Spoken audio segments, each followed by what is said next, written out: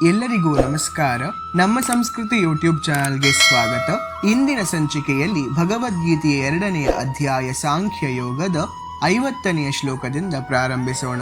ಬುದ್ಧಿಯುಕ್ತೋ ಜಹಾತೀಹ ಉಭೇ ಸುಕೃತ ದುಷ್ಕೃತೆ ತಸ್ಮಾದ್ ಯೋಗಾಯ ಯುಜ್ಯಸ್ವ ಯೋಗ ಕರ್ಮಸು ಕೌಶಲಂ.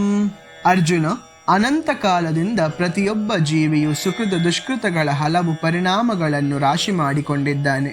ಆದುದರಿಂದ ಅವನಿಗೆ ಸದಾ ತನ್ನ ಸಹಜ ಸ್ವರೂಪದ ಅರಿವೇ ಇರುವುದಿಲ್ಲ. ಭಗವದ್ಗೀತೆಯ ಉಪದೇಶದಿಂದ ಮನುಷ್ಯನ ಅಜ್ಞಾನವನ್ನು ಹೋಗಲಾಡಿಸಬಹುದು. ಎಲ್ಲ ರೀತಿಗಳಲ್ಲಿ ಶ್ರೀಕೃಷ್ಣನಿಗೆ ಶರಣಾಗತನಾಗಿ ಜನ್ಮ ಜನ್ಮಾಂತರಗಳಲ್ಲಿ ಕ್ರಿಯೆ ಪ್ರತಿಕ್ರಿಯೆಗಳ ಬಂಧನದ ಯಾತನೆಯಿಂದ ಮುಕ್ತಿ ಸಾಧಿಸುವುದನ್ನು ಭಗವದ್ಗೀತೆಯು ಬೋಧಿಸುತ್ತದೆ. ಭಕ್ತಿ ಸೇವೆಯಲ್ಲಿ ನಿರತನಾದವನು ಈ ಜನ್ಮದಲ್ಲಿಯೇ ಸುಕೃತ ದುಷ್ಕೃತಗಳನ್ನು ದೂರ ಮಾಡುತ್ತಾನೆ. ಅರ್ಜುನ, ಆದುದರಿಂದ ಯೋಗವನ್ನು ಪಡೆಯಲು ಶ್ರಮಿಸು, ಅದೇ ಕರ್ಮ ಕೌಶಲ.